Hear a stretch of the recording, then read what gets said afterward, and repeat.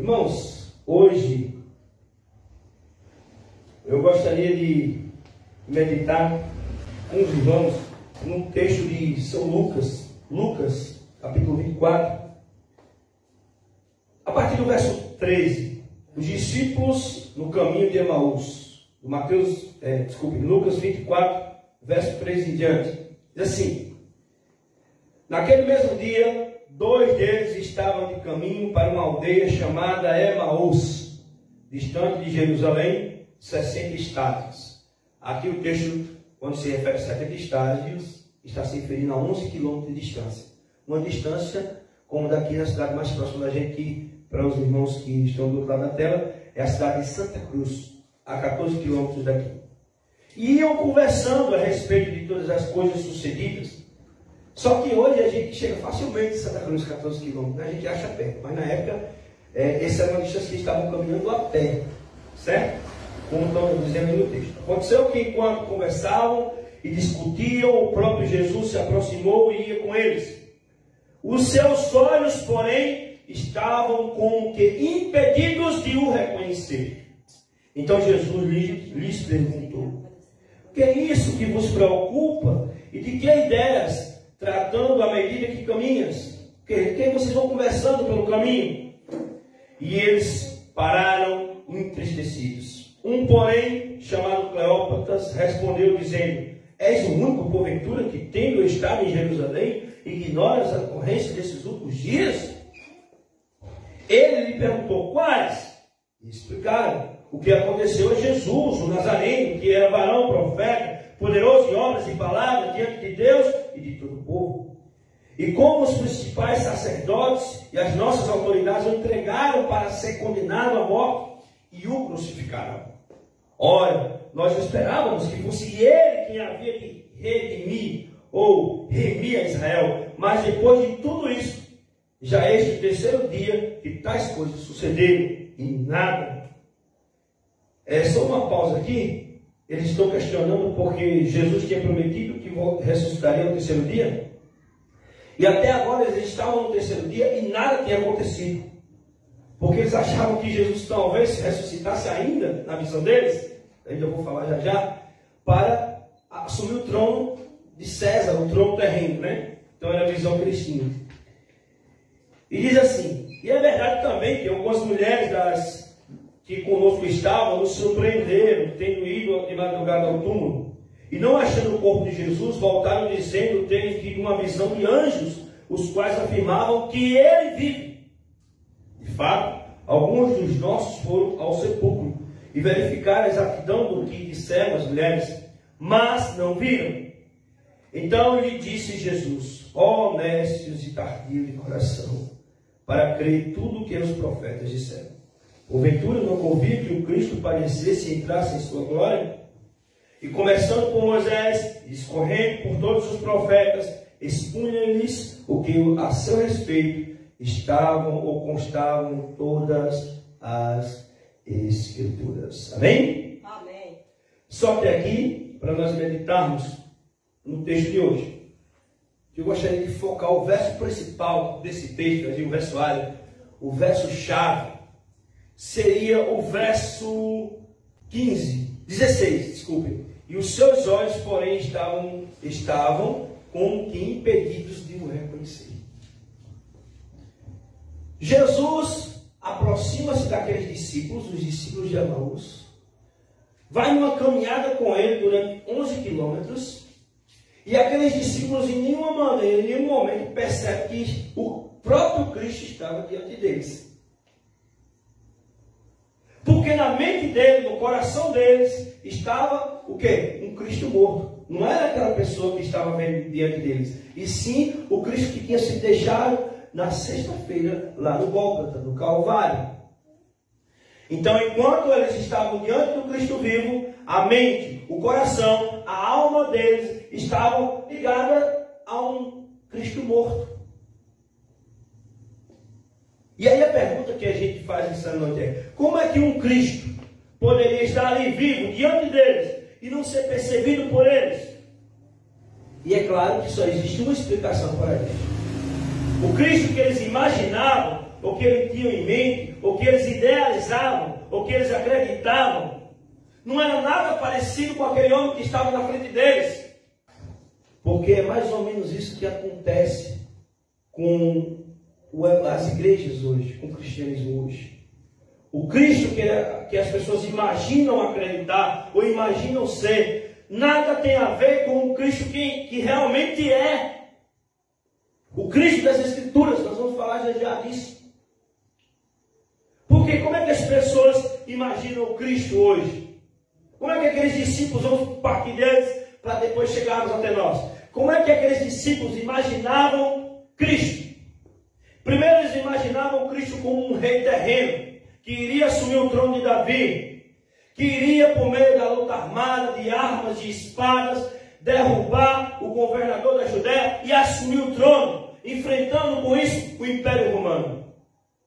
Então o Cristo que eles imaginavam era um Cristo que buscava glórias e poder terrenos. E aí Jesus disse, olha, vocês têm uma visão do Cristo diferente de quem realmente Ele é.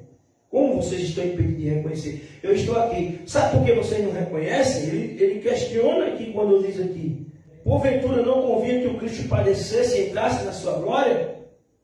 Como vocês não entendem? Como vocês estão impedidos de ver? Como vocês estão cegos? Porque o Cristo que vocês imaginam, o Cristo que vocês acreditam existir, não é o Cristo das Escrituras. Porque, como diz o verso 27, começando por Moisés e discorrendo por todos os profetas, expunha-lhes a que o seu respeito constava em todas as Escrituras. Aqui está a chave hermenêutica para a compreensão da cegueira. Pois em outros textos bíblicos diz que nós muitas vezes erramos, ou aqueles homens erravam, e não conheciam o poder de Deus, porque não conheciam as Escrituras. Errais por não conhecer as Escrituras e nem o poder de Deus. Então, quando de fato ele explica o verdadeiro sentido, porque Jesus já tinha dito antes, umas 3 vezes antes, que o Cristo haveria de padecer, haveria de sofrer, de morrer, e no terceiro dia ressuscitar. Ele era o mesmo que tinha dito que o templo seria destruído, derribado, em 3 dias reedificado. Ele estava falando dele mesmo, o templo vivo. Então, nesse sentido, ele estava dizendo, falando da própria ressurreição. Só que eles não entendiam a ressurreição, como eu falei na hora que eu estava lendo o texto de hoje. Eles entendiam talvez que o Cristo ressuscitasse ainda para enfrentar o Império Romano e assumir o trono de Davi. Então a visão que eles tinham era de um Cristo terreno.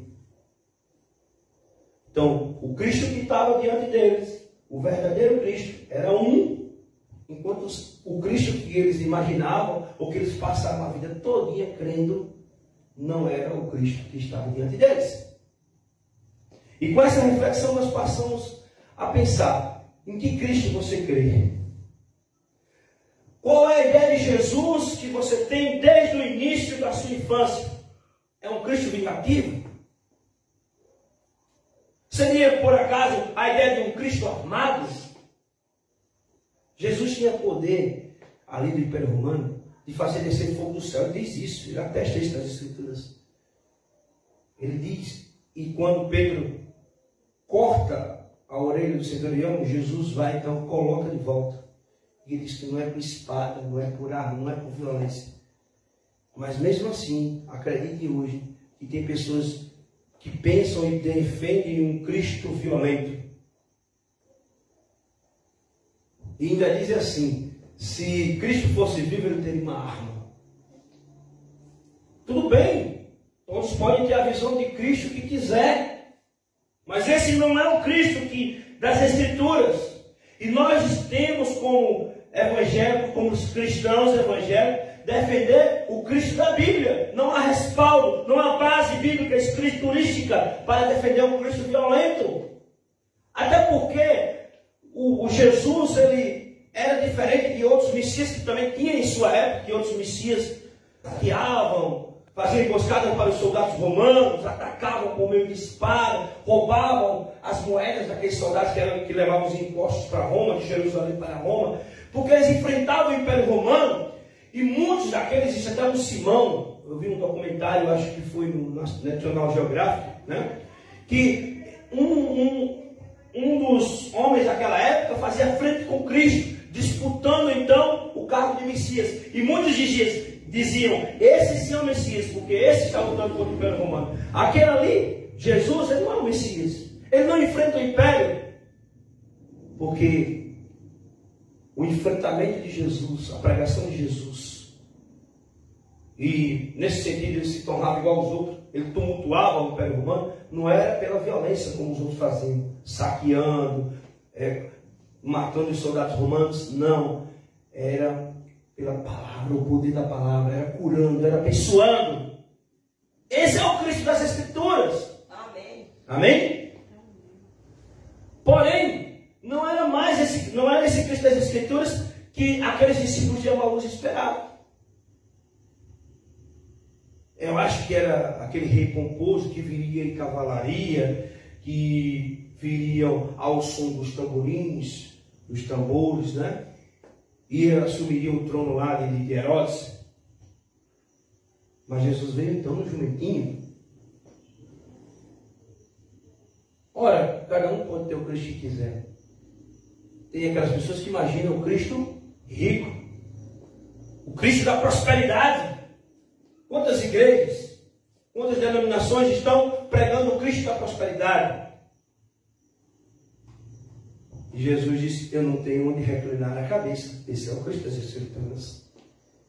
Então por isso que muitos hoje, mesmo sendo cristãos, mesmo estando dentro das igrejas, mesmo hoje, muitos lá operando curas e milagres, estão impedidos de ver o verdadeiro Cristo. Estão pregando um Cristo morto e não um Cristo vivo, não o Cristo das Escrituras.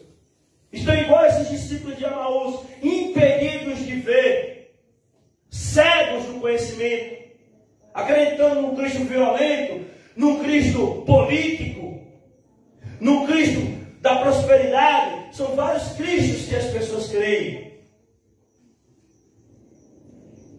Mas não é um Cristo das Escrituras.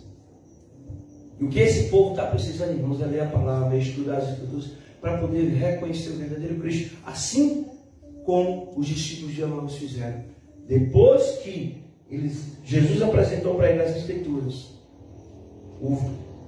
a pessoa dele, eles então, é o Senhor, eles viram, eles enxergaram. Então não adianta estar em templos cheios, revestido de ouro, com muita gente, dizendo que opera curas e milagres, se o Cristo que eles estão defendendo é um Cristo, muitas vezes, que não é o Cristo da Bíblia. É um Cristo inventado, é o Cristo da ideologia, é um Cristo criado no seu próprio conceito humano. E nesse sentido, nós podemos dizer que esse Cristo está morto. Porque muitas igrejas, muitas pessoas, e até mesmo dentro das nossas igrejas, tem pessoas que têm uma visão de Cristo também política, talvez, ou um Cristo que está disposto a atender apenas às necessidades de alguns grupos, de algumas, vamos dizer assim, segmentos religiosos específicos. E às vezes o Cristo que ele tem é o Cristo da igreja, o Cristo do movimento religioso, e não o verdadeiro Cristo. Segrega Jesus. Tem gente que vai pensar que o Cristo é só o Cristo do católico ou o Cristo do evangélico. Vamos, então, irmãos, pensar que muitas pessoas estão vivendo uma religião morta. E o mundo não está vendo nenhum impacto, nenhum resultado na vida dos crentes. Por isso, porque estão vendo pessoas falando de um Cristo político, um Cristo ideológico, um Cristo da prosperidade. E aí as pessoas olham para nós e dizem, poxa, esse pessoal só pega ostentação, só pega riqueza, outro só fala de política. O que menos prega é a cruz da salvação, e o que menos prega é Cristo. Como crerão? Como reconhecerão o Jesus que vive? Porque eles estão olhando para a nossa vida, e a nossa vida está dizendo diferente do que as Escrituras dizem. As pessoas olham para as igrejas e veem as pessoas com disputa de poder, disputa de cargo, as pessoas se engalfinhando, as pessoas se matando, as pessoas se destruindo, as pessoas sendo egoístas, as pessoas humilhando, pisando nas outras. E aí as pessoas dizem, qual é a diferença da igreja para o mundo? Nenhuma! Portanto, eles não estão enxergando o Cristo verdadeiramente, porque não estão enxergando em nós Jesus. E esse Cristo então vai estar morto, porque talvez o Cristo seja apenas o Cristo da igreja, do culto, da formalidade, e não o verdadeiro Cristo, o Cristo das Escrituras. E é por isso que Jesus, não está aqui nesse texto, mas é lá para Maria Madalena, diz, por que você procura entre os mortos aquele que vive? Eu fico imaginando Jesus dizendo para os discípulos de Emaús, por que vocês estão aí? Falando de um Cristo morto? Se eu estou aqui diante de vocês, vivinho, como é que vocês não podem me reconhecer? Mas infelizmente, são as seduções desse mundo, a ganância pelo poder, que era o caso dos discípulos aqui, que faz cegar as pessoas e impede das pessoas ver o verdadeiro Cristo das Escrituras. E aí eu pergunto, qual é o Cristo que nós professamos? Quando nós nos reunimos aqui, é no nome de que Cristo? Qual é o Jesus que estamos anunciando? É o Cristo vivo? Ou é o Cristo da religião apenas? O Jesus do Bolsonaro ou o Jesus da esquerda? Porque hoje tem Jesus para todos os gostos. É o Jesus de um movimento religioso específico ou é o Jesus das Escrituras? É o Jesus do vereador, do presidente ou é o Jesus do deputado? Qual é o Jesus que nós estamos anunciando? Irmãos, que nós possamos anunciar de fato o verdadeiro Jesus, o Jesus das Escrituras. Porque senão, sinto-me muito em me decepcionar em dizer que se é esse Cristo que você adora, ou que você associa, ou que as religiões muitas vezes que infelizmente está se ligando muito à questão política, a um candidato A ou B, a um apóstolo A ou B, a um missionário A ou B, a uma placa A ou B, ao nome de um profeta. Sinto muito em lhe informar que se você vive uma religião em busca de um Cristo pré-definido na sua ideia, na sua ideologia, nos seus conceitos, na sua forma filosófica e ideológica de ver o mundo, eu sinto lhe informar que você está adorando um Cristo morto. O Jesus que eu creio, ou o Jesus que eu vejo nas Escrituras, é o Jesus bíblico, o Jesus da Bíblia. Glória a Deus. O Jesus que rasgou o véu, que não há distinção de grego, nem homem, mulher, gentil, servo ou senhor, que rompeu todas as barreiras e rasgou o véu. E que não há esquerda, direita, que não há igreja A ou B. É o Cristo que entrega, é o Cristo que ama, é o Cristo não que explora, não é o Cristo que tem ganância pelo poder, não. Que se embebedou. Jesus poderia ter se embebedado, né, pelo vinho de Roma. Teve até uma promessa lá de Satanás, que disse, olha, tudo isso te darei. E Jesus disse, não tentarás o Senhor teu Deus. Ele resistiu, ele não aceitou nenhuma associação com poder, com glória terrenas. E como vivem religiões pregando o Cristo da prosperidade, envisando apenas glórias terrenas, bênçãos materiais. Daí a teologia da prosperidade, que eu até achei interessante no dia que eu participei da live, e não é teologia da prosperidade, bem poderia ser definido como teoria da prosperidade, porque teologia é de Deus, e isso nós não podemos de nenhuma maneira dizer que é uma ideia de Deus, uma doutrina bíblica, de maneira nenhuma.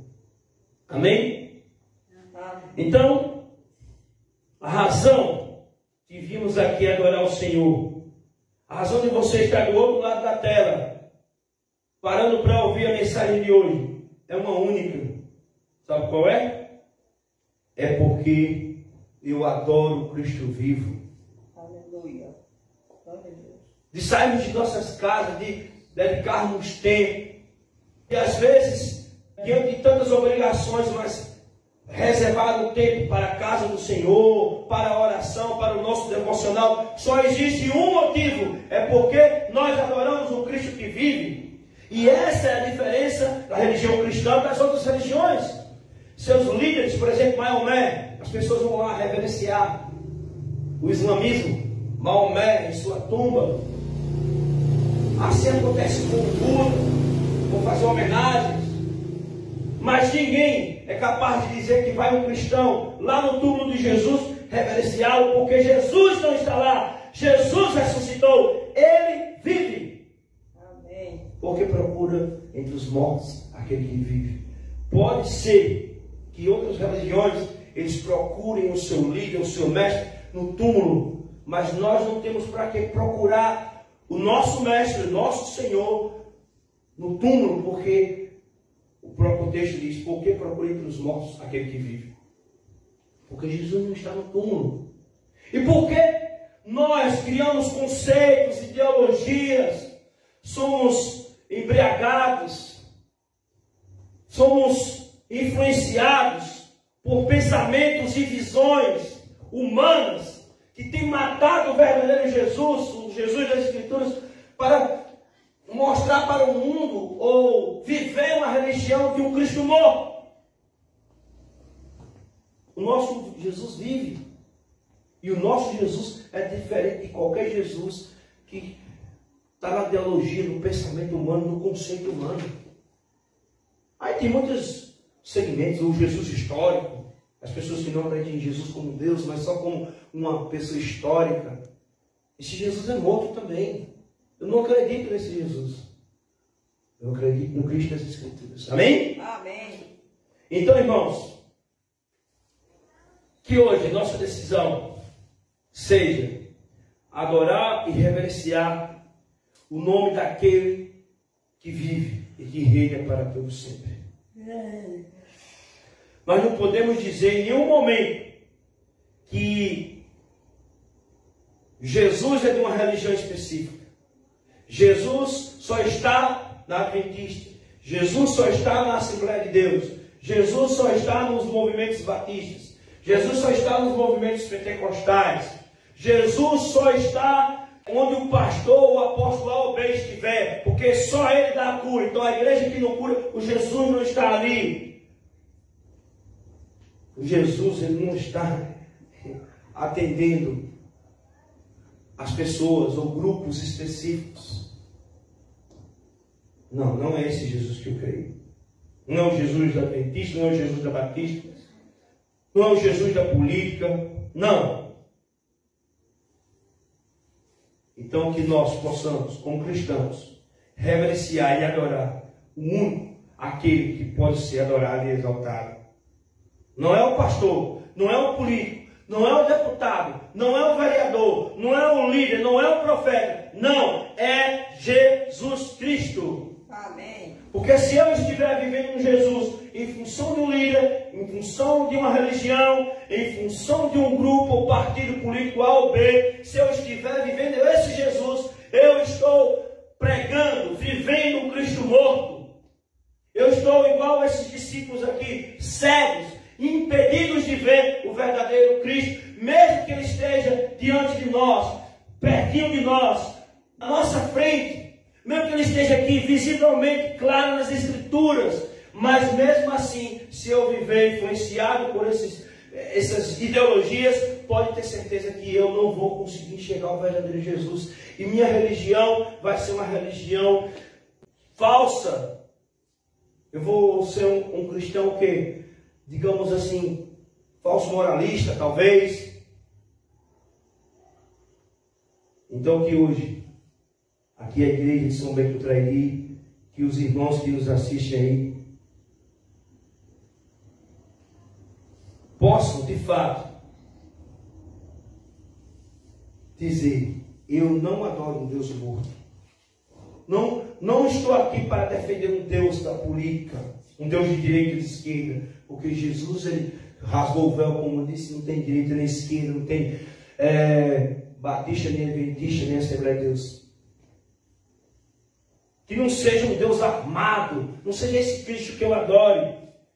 E que eu possa olhar para o verdadeiro Cristo, o Cristo das Escrituras. Amém. E enxergar o verdadeiro Cristo de amor.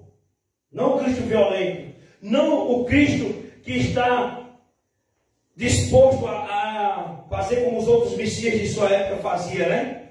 Que eram seduzidos pelo poder. Não o Cristo político que lutava pela glória, pelo trono de Roma. Não é esse Cristo. Eu sei que a igreja evangélica quer ter muita representatividade, seja no Congresso, seja na Câmara dos Deputados, seja na presidência, seja nas prefeituras, seja muitas vezes nos poderes executivo ou legislativo. Mas, se for pensando nisso, porque esse é o tipo de Cristo que luta pelo poder, sinto lhe avisar que esse Cristo é um Cristo morto. Tudo bem, o cristão pode trabalhar em várias esferas, né? Como foi dito ontem. Pode ser professor, pode ser isso, pode ser aquilo. Mas que por causa que Cristo quer, que Ele me coloca, e que se eu não for para lá é porque Cristo não me ama. Não, isso aí não. Porque o Cristo, ele não é seduzido pelo poder. O verdadeiro Cristo.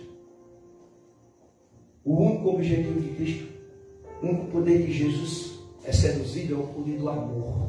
Amém? Amém. Ele que nos ama extravagantemente, abundantemente, extensamente.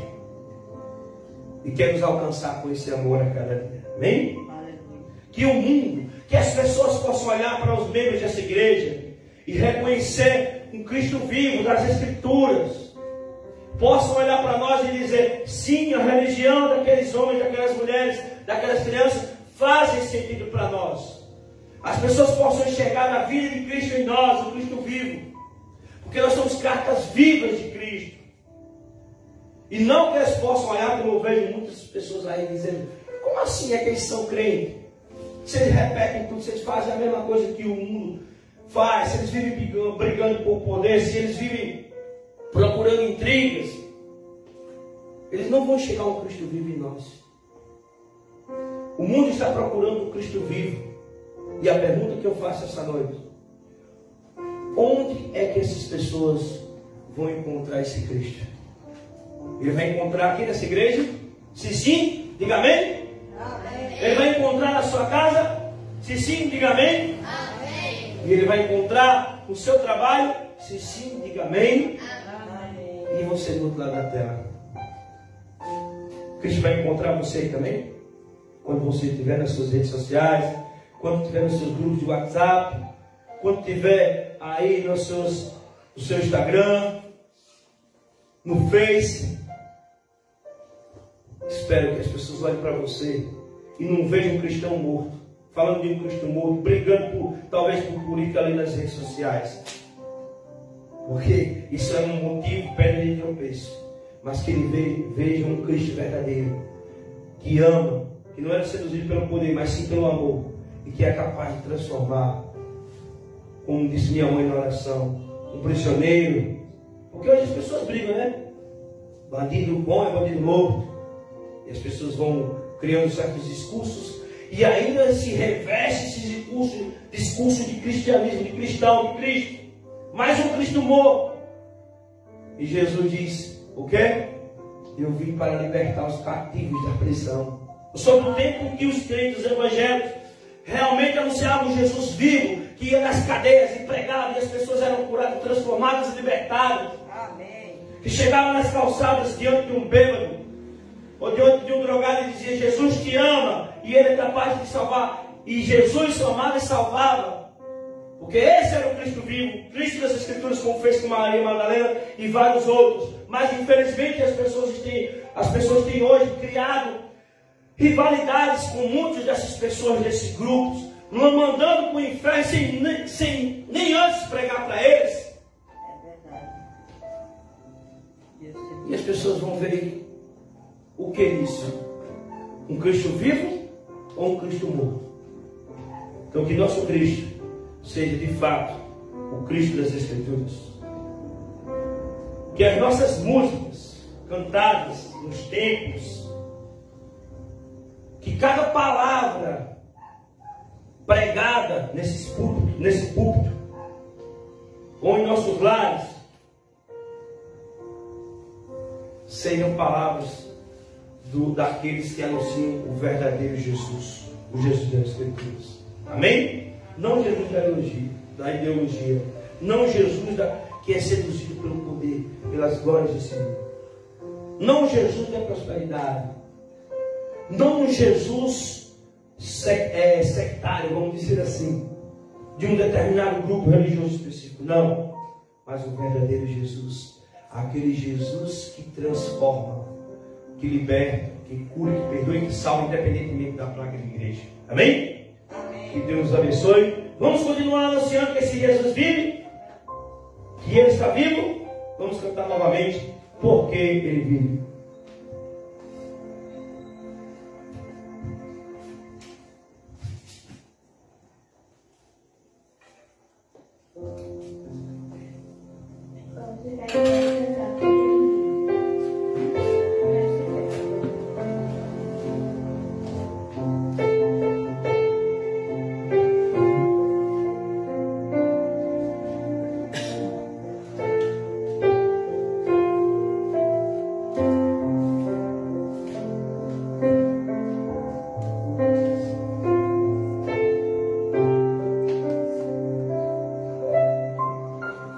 Deus é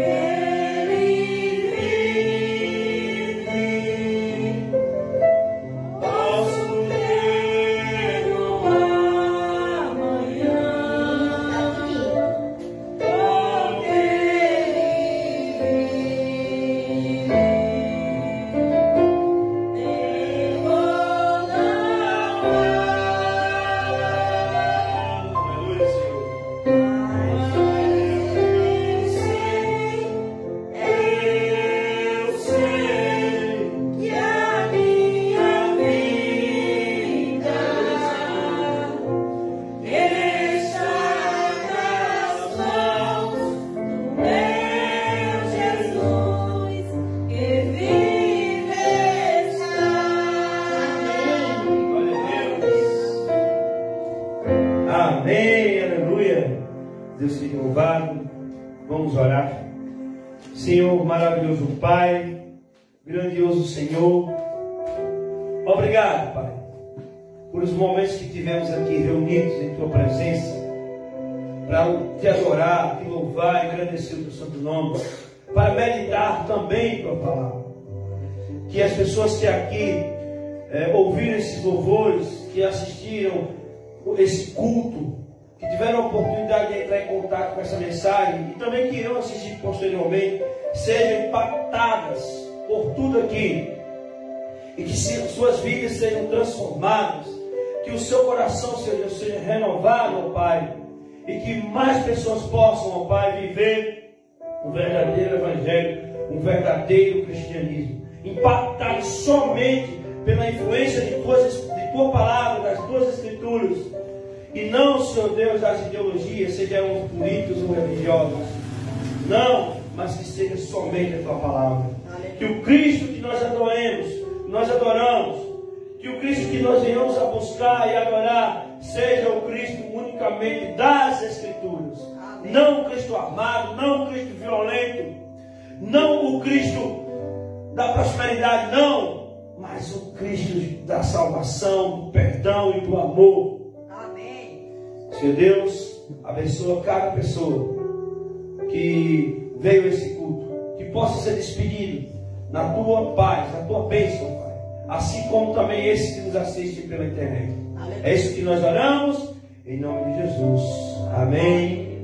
Glória a Deus.